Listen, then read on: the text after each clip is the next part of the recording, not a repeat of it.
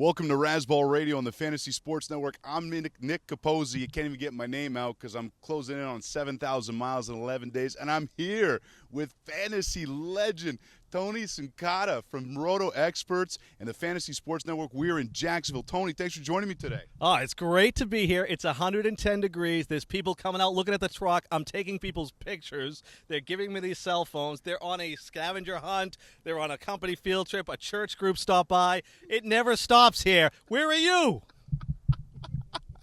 Oh, you got to follow this guy. He's a great follow on Twitter, @the Tony Cincotta. Now, Tony, you do the weekends on SiriusXM Fantasy for Roto Experts, right? Yeah, we were on 7 to 10 a.m. Saturday and Sunday mornings, and you got to keep that schedule. It's ever evolving once we get into game day, but Sunday mornings when you're trying to figure out who am I going to put at the flex position, you got to tune us in, and we'll take care of you each and every Sunday morning. So you tell me if I got to do a game time show, it's got to be after 10 a.m., right? Oh, it's got to be after 10 a.m. I like the more the merrier, but the bottom line is I guess they could replay it. We have on-demand stuff now. You can fit it all in. Everything at the Fantasy Sports Network, they're all great.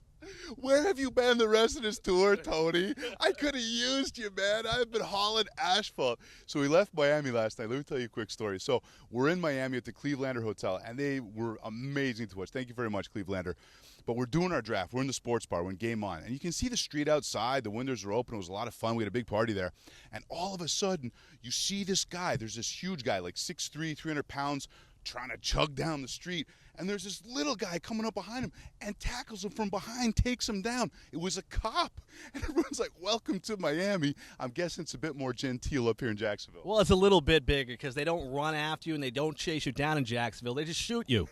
So it's okay in the Jacksonville Chamber of Commerce. It's all right.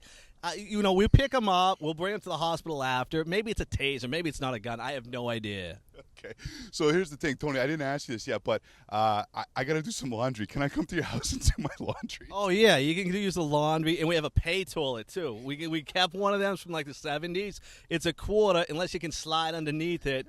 And we don't have great toilet paper. I always lose my women based on my toilet paper. I've been dating for a couple of years now, and they don't go cheap on toilet paper, women. You ever find that out?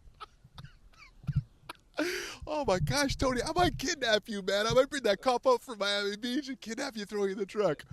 All right, we're in Jacksonville. We're going to talk about the Jaguars in a bit. But let me ask you a question first. We're here. It's Everbank Field. Beautiful stadium. You know what? This is a nice town. Oh, see you guys. Thanks for coming out.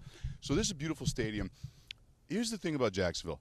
I want to know if they're going to be able to keep this team because, as I'm driving through the city, I'm noticing there's tons of billboards for the Jaguars, but all they say is we have a new scoreboard and it's bigger than a field. Can this city sustain an NFL team, or is this going to be the London Monarchs in 3 years? Yeah, that's a great question. I thought originally when Shad Khan bought this team, there'd be no chance. He had roots to the St. Louis area, so I thought it was the perfect scenario for the St. Louis Rams to go back to L.A. and him take his team and move it to St. Louis. But he spent money on these scoreboards. He's made improvements inside the facilities, and he's really settled his roots. I kind of believe they're going to stay. I think the scoreboards, the pool they put in place, and here there's a pool. It only fits 33 people, but they got a pool. It's a waiting pool, I guess, but it's all right.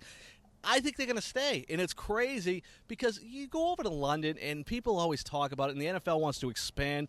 Nobody goes to the games, and nobody cares. But why? Is it because this is a college area? And even to that point, drafting Blake Bortles, who went to Central Florida down in Orlando, they're trying to regionalize the team. Is it because it's a college area? And is there any way you can save the franchise? Because I'm from Montreal originally. I lost my Expos, broke my heart. I hate to see any city lose any team where there's even 10 fans that come out. Can this be saved here? Two problems. Huge college area. You got Florida State, and, of course, most of the people in this area are Florida Gator fans. And then you have the small college like Central Florida, Southern Florida. So everything out here is college. But the other thing that people forget, it's still a young franchise. Your parents were Green Bay Packer fans. Your parents were Patriots fans. They don't have that in Jacksonville. So to be fair in any market, I think you have to give it a generation. You just gave away a little bit of your Massachusetts when you said market. Yeah. Boston, Massachusetts, a big Patriots fan. Back in the day, I'll give you a quick Patriots story. They were terrible. Nothing like today. Absolutely the worst franchise in all of sports. The Sullivans on them, then Victor Kayam, the Razor guy bought them. I had 10 season tickets with a group of guys, right? I'm in my early 20s. It's a game in December. I have 10 tickets. Only me and my brother will go. 2 of us out of the 10. So we can't find anyone to go. We put the 8 tickets on the windshield and we go in. We come out, there's 12 tickets. Is that a true story? True story. That's unbelievable. Here's another true story. So I told you about the cop. And look, South Beach is a fun place, but it was Friday night, so the crazies come out a little bit. So I was actually, everyone who was at the draft wanted to come out and see the truck. So we had it valeted. We brought it out to the side. So we're parked in an alley. I'm loading up the gear. And there's this guy who was under the influence of some sort of substance, and he was relieving himself right next to the truck. And I made the mistake of saying, as a joke, hey, man, don't hit the truck. Well, the guy was probably on something, and he was coming up, and I thought he was going to try and accost us. So, holy cow, man, South Beach, good time, but that's a little bit crazy. You ever go down to South Beach? I've been down to South Beach, but there is a common occurrence in that story you got to be afraid of. Like a lot of people, they use Twitter, and they like to ask questions, but they never want to call up the show. And I always say that, those same guys that use Twitter to ask me questions and never really call into the show or interact with us, they're the same guys in a public restroom. They'll go to the stall instead of the urinal. They're shy, but there's nothing wrong with that. Tony, man, I got to get you on the show. We got to make that work. Okay, so we are going to break down the Jacksonville Jaguars in a couple minutes. We'll go through the team report, the offensive skill position players. We're going to talk also maybe some sleepers later on in the show.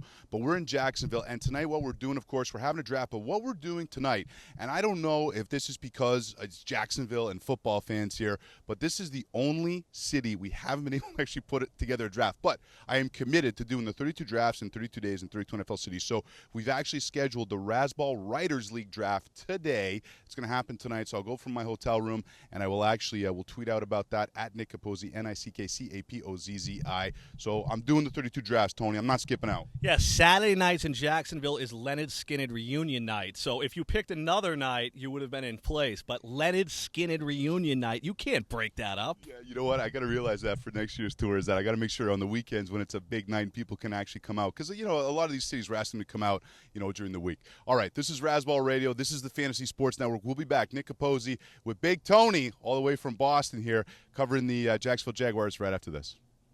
I was never one for traditional dating, which is why I like to meet guys on ArrangementFinders.com. Arrangement Finders puts a twist on dating that works so well, they guarantee you'll find a girl. That's right, guarantee.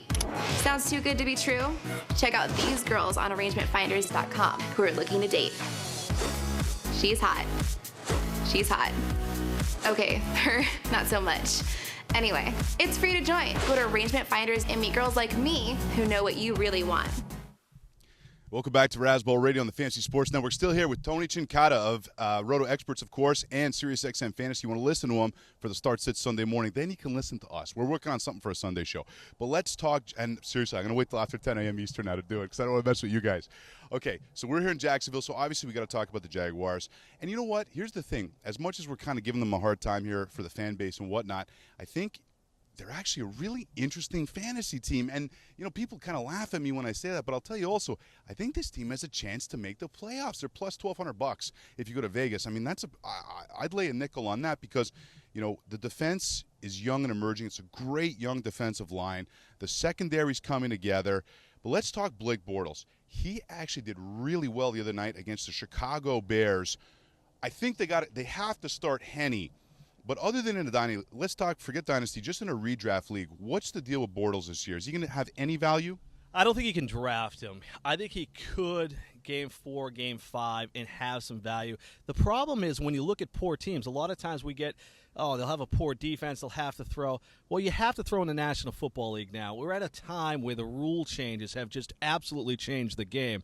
I was talking about it this morning that I look at it and I say, hey, we're going to have 10 games at least with 200-yard receivers this year. Last year we had a 300-yard receiver. The rules have just changed, so they're going to have to throw the ball. Chad Henne's not a guy that's going to eclipse that. I didn't think Blake Bortles was that guy. I thought they reached on the draft pick because he had one of the weakest arms, even though he's a big guy in the draft. But he's come. He understands the game. He's mature beyond his years, but he's got no weapons either to throw to. We're talking about 2 rookies, Marquise Lee, Allen Robinson, that could get considerable amount of playing time based on the injuries, Justin Blackman's situation. So there's a lot happening here in Jacksonville. I think a guy like Lee and Allen Robinson could be guys in one-year leagues that are sleepers, more suited to dynasty leagues. But I think it's going to be a tough year for a rookie quarterback once the games are real. He's going to get an opportunity this time to go against some first defenses. Let's see what he's made this week in preseason. Yeah, absolutely. So we'll keep monitoring that situation. Now, let's say you're in a 2-quarterback league or something with a super flex so quarterbacks are in play. Henny's going to have to get drafted. But if you're in that type, again, 2-quarterback league, if you have to draft Henny, if you whiff or if you're waiting on quarterbacks, would you handcuff him with Bortles? Yeah, I would definitely consider it. And I actually talked about this. The SiriusXM host league was a super flex league. So I've played in these leagues for 20 years. And I think 3 weeks I didn't use a quarterback in 20 years. So you have to go out and have to find them. This one's a 14-team league. I felt the biggest mistake I made on draft day was not having a third quarterback. So now I'm going to have to bang the waiver wire for at least 2 weeks because Peyton Manning and Eli Manning are my 2 quarterbacks. I'm going to have to bang the weeks there off, but you also get injuries in the NFL, so I'm going to be cognizant and then looking to set up trades with teams that have injuries. So, yes, Bortles is a guy you could actually roster if you have a deep bench, say 7 spots on your bench. You might want to roster him. Okay, now just because we brought up Superflex, we're going to keep talking about the Jaguars, but just because you brought up Superflex, so I'm in the Fantasy Baseball Bloggers Legends League this year. It's an expert draft, and it's got a bunch of guys from SiriusXM. It's got Scott, Adam, Jen, and Corey, of course, the fantasy exec. So what I did was I had the second overall pick. Again, Superflex, half-point PPR. So I took Charles, number 2. If it was right now, I'd probably take Adrian Peterson because the more news I hear, there's talk that with Norv Turner, he's going to catch a lot of balls. But I took Charles. In the second round, I took RG3, and in the third, I took Kaepernick.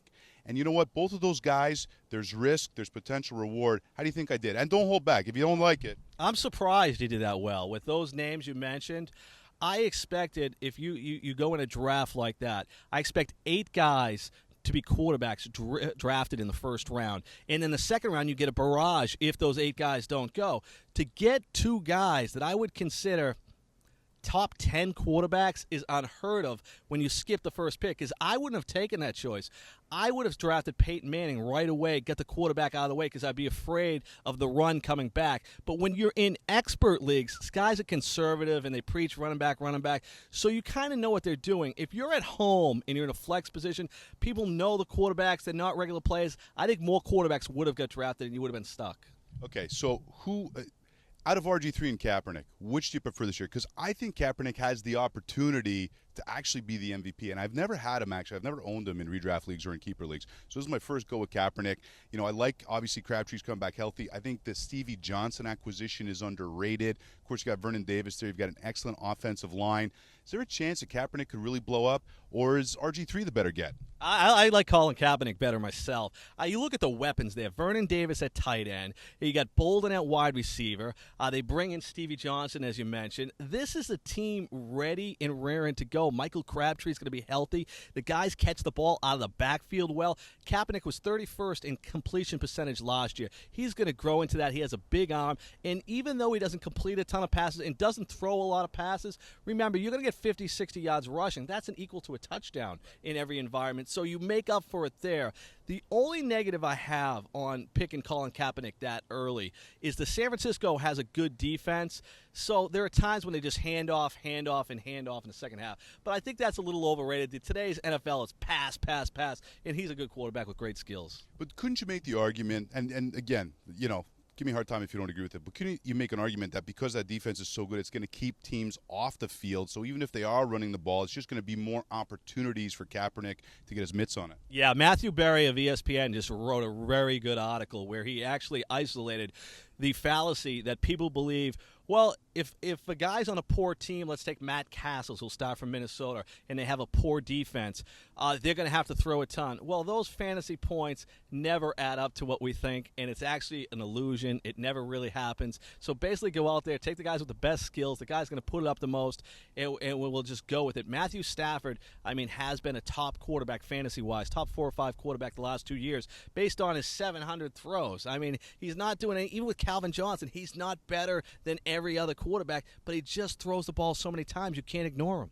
Okay, real quick, because we're going to go to break, but just because you brought up Matthew Stafford, with the Lions this year, I think there's a chance, even with Linehan gone, that they could be a top 1, 2, 3 offense. I don't think that's crazy, even though Ebron hasn't had a great camp so far. But let's talk about the 2 running backs real quick. Reggie Bush, I'm starting to take Joique Bell ahead of Reggie Bush. Is that crazy? No, that's absolutely great. I actually talked about that this morning on the show. I said, hey, I'm at the point now where I believe Joique Bell is going to be on the field more than Reggie Bush. Bush is going to be used like Darren Sproles was in the Saints' backfield. So you're going to see him on third down, pass-catching situations. He will get a couple series there. They're really going to protect Bush. Joique Bell is the guy, and we're talking on an offense that I agree with you. It'll be at least a top 5 offense with all those weapons. So why not have the guy on the goal line?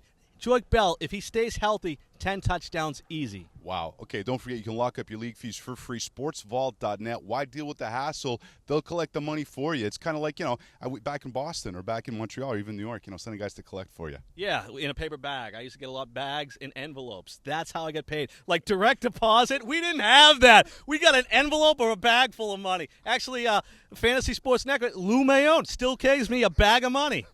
I love you, Lou. This is Razzball Radio, Fantasy Sports Network. We'll be back. Promise we're going to get the more Jag stuff. I was never one for traditional dating, which is why I like to meet guys on ArrangementFinders.com. Arrangement Finders puts a twist on dating that works so well, they guarantee you'll find a girl. That's right, guarantee. Sounds too good to be true? Check out these girls on ArrangementFinders.com who are looking to date. She's hot. She's hot.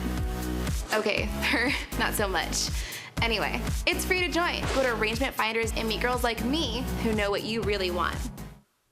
Welcome back to Razzball Radio on the Fantasy Sports Network. Still in Jax with my man, Tony Cincotta of Roto Experts and SiriusXM Fantasy. Okay, we do got to talk Jags. I'm just excited because I got someone here who's so knowledgeable on fantasy sports, having a great conversation. But let's talk about the running backs. Obviously, Maurice Jones-Drew is gone.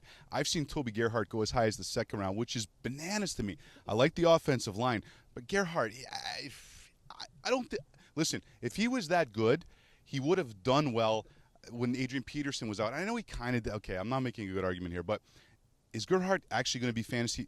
Well, he's going to be fantasy relevant. Put it to this way. Is he a top 10, top 15, or top 25 running back? All right. The only bad thing about this interview is we agree too much. I think Toby Gerhart is Jerry Cooney, to tell you the truth, right? He's a white guy playing running back, which is an anomaly in the National Football League, so we're going to overrate his stature, and he's going to catch balls out of the backfield. He's going to run the ball 20 times. Maurice Jones-Drew is a pretty good back. He did nothing last year. Nothing at all with this coaching staff. They haven't figured out how to get the running back in play. And Maurice Jones-Drew, coming off banged up, he wasn't done. Toby Gerhart will have a tough time. He is Jerry Cooney for you old historian boxing fans. I love it. Okay, Denard Robinson. He's interesting. Is there a chance? Let's just say that Gerhart spits the bit, or that they get more creative on offense. They figure out how to get the ball into Denard Robinson's hands. I'm talking. He's not being drafted, but is he a watch list guy? He's a watch list guy. The problem comes down, if he gets an opportunity to play, is predictability. I think that's the thing we lose in fantasy sports: predictability. You put him in your lineup. What are your expectations? He put up a couple of nice games, and when you play, a lot of times we look at the total points at the end of the season. But if you have a guy that puts you up 20 points one week, 3 the next, 20 points the next, 3, 2, 5, and then 20 points, he's really hurting you because you lost 4 games out of those 6, even though you had big numbers. So predictability is just not there. He's a guy you can watch. We all need running backs at some time, especially in bye weeks. There's a lot of bye weeks with 6 teams this year. So you're going to be scrambling, and he'll come into play on those weeks. Okay. Now, you mentioned earlier the pass catchers here, Lee and A. Saunders. Marquise Lee's been dogging it a little bit. That's the word on the street. What are you hearing? He's banged up. He was wearing a boot, when they first started training camp. This is a guy that came from USC as one of the top prospects in college football when he came into college. He played better earlier in his career than at the end, and now, the speculation, but I think he's hurt, and that's going to be tough to be hurt and be a rookie. He's being way overdrafted in redraft leagues right now. This is nothing but a double-digit flyer other than that. The guy that we need to get back and get into the lineup is Cecil Shorts. There's a guy that will put up numbers despite who's the quarterback. Other than that, I liked Allen Robinson coming in. I thought he was a sleeper in a PPR league. I don't think he's going to go deep. I don't think he puts up a lot of yards, but a guy can catch a 5 to 7 ball. He's hurt too. So the wide receivers aren't that good, and they're banged up. Okay, so who is going to catch the balls? It's going to be tough. It's going to be really tough. Why should it be Gerhart? Yeah, it could be the running back position, but remember the tight end. We got 2 decent ones here. Mercedes Lewis is in the best shape of his life, according to him, and every other player says that during training camp, so it's nothing new. But this is a guy that has the ability, and they paid him big money. He was a first-round draft pick. He showed it a couple times. He's a guy that, in tight end rankings, people are forgetting about. I picked Charles Clay as the 11th tight end in the SiriusXM host league, and he's banged up. A guy like Lewis wasn't even drafted. I think he's a guy that's sleeper, and the guy behind him, Clay Harbor, has had some times where he looks good as well as the pass catcher. So the tight end position is something I would definitely look for and target late in drafts in waiver wire. Okay, interesting. I'm going to throw out a couple names here right now. By the way, the defense too, and I'm curious what you think on this. I think there's a chance they could be a sleeper as a defense, at least for bye weeks. Am I crazy? No, this is the worst division in football. I mean, the Indianapolis Colts, they're not as great as their record is. They get to play all these teams twice, and I think that's the big thing. And when you say that Jacksonville, you could possibly take a wager on them in Las Vegas and win, yeah, you could, because this division isn't very good. Andrew Luck gets hurt. This is anyone's division. I don't think Indianapolis has a great defense. Their running game, we all know about Trent Richardson. We talk about it every fantasy show. If you're watching Fantasy Sports Network, it could happen. No, this is a good defense, and they're only going to get better with the coaching staff, and that defensive line is young. It's going to get better as the season goes along. I think it is a pretty good defense. Okay, I'm going to throw a couple names at you that guys I like this year that I'm getting in all my leagues. I'm actually going to tally guys in all the drafts that I'm doing and who I'm getting the most. I like Terrence Williams a lot with Linehan in Dallas. What do you think? Terrence Williams, Des Bryant's going really early in those drafts. The whole thing's going to be predicated on Tony Romo. But Brandon Weeden did show us a little bit there, and we got him out of the situation in Cleveland. I think he's a good pick. I'm just a little concerned that I hear the same thing from a lot of people. So when he started talking about the 4th and 5th round and leaving other guys on the board, I'm a little concerned he might go too high. Okay. We've already talked about Joique Bell. That's another guy I'm getting a lot. What about Lance Dunbar? Lance Dunbar, you can take a shot there. It's funny because, again, we play injuries in football. No other sport do you pick the backup waiting for an injury. But it happens in football all the time, right? So if I get a list, I kind of like the two young guys. I like Carlos Hyde in San Francisco. Everybody likes him. And just from what I see. And I was not in love with Trey Mason until the last preseason game. I watched the first 2 series, and he was lost out in the field. And then each series, he just looked more and more like he belonged. He's going to be a good player, and he's going to push Zach Stacy. Here's the thing I'll tell you, and I actually discussed this on SiriusXM a couple weeks ago with Scott and Adam. I'm not big on Zach Stacy this year, and the reason is because he had a 3.9 yard per carry last year. Trey Mason, I think, is really good. They drafted Pete, who's not very good, but Mason they drafted fairly high. So I think there's a chance he was SEC Player of the Year. Obviously, there's a lot of skill there, and I said it's not crazy. It's not crazy. Trey Mason might actually outperform Zach Stacy this year. Yeah, and he looked good in the passing game, and that's where running backs struggle. They don't stay on the field because they can't block in the passing game. They're not used to being in these crisp routes, and he looked good. So that's going to be the difference maker for me, and those are the guys that I'm targeting. It's funny the things that we target. Have you ever targeted things that you shouldn't say on a first date? No, I haven't. It is funny because the last first date I had, I said, "You look good. I'm having a great time." My wife told me to get out of the house more. I probably should have waited to the 4th or 5th date before I told her I was married. If